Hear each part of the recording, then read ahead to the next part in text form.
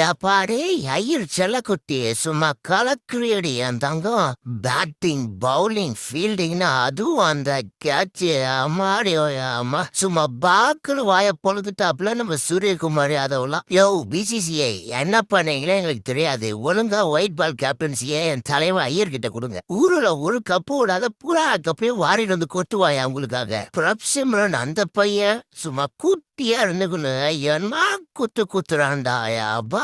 அசால்ட்டா பவுண்டரி மட்டுமே அடிச்சுக்கின்னு 200+ ஸ்ட்ரைக் ரேட்ல கேம தூக்கின்னு போயினே இருக்கான். அவன் பாக்கல ஏமா பொட்டு சும்மா குமா குத்திட்டான்டா சாமி.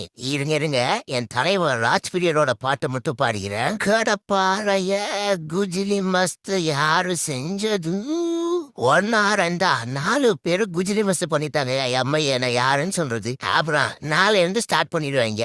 5 மேட்சுக்கு அப்புறம் தான் கடப்பாறை திரும்பி வரும். யோ அது வேற கடப்பாறையா. அந்த டீம்ல பீக் ஹர்திக் பாண்டியா, மலிங்கா, அப்புறம் யமகாதக பொல்லாத பொலாடு, அப்புறம் இதுக்கெல்லாம் மேல any day low score defend பண்ண ரெடியா இருக்கிற கேப்டன் சர்மா ஜி வேற இருந்தாப்ல. யோ எப்பேற்பட்ட டீமே அது. கடைசி 2 பால் வரைக்கும் அல்லு கிளம்ப விடுவாங்க. கேம கிவ் அப்பே பண்ண மாட்டாங்க. இன்னைக்கு என்னன்னா 10வது ஓவர்ல தங்கிருச்சு. எல்லாரும் போய் ஹர்திக் பாண்டியா மேலேயே ஏறுவீங்க. பாவம் அந்த பையன் மட்டும் என்ன பண்ணுவோம் சப்போர்ட்டே இல்லாம. அப்புறம் அந்த 5 கேப்டன்ல ஒரு கேப்டனை மட்டும் அனுப்புறீங்களா? ஏன்னா 200க்கு கம்மியா இருக்கிறவன் எப்படி டிஃபெண்ட் பண்ணணும்னு எங்க ருத்து சொல்லி கொடுப்பாப்ல. அதான்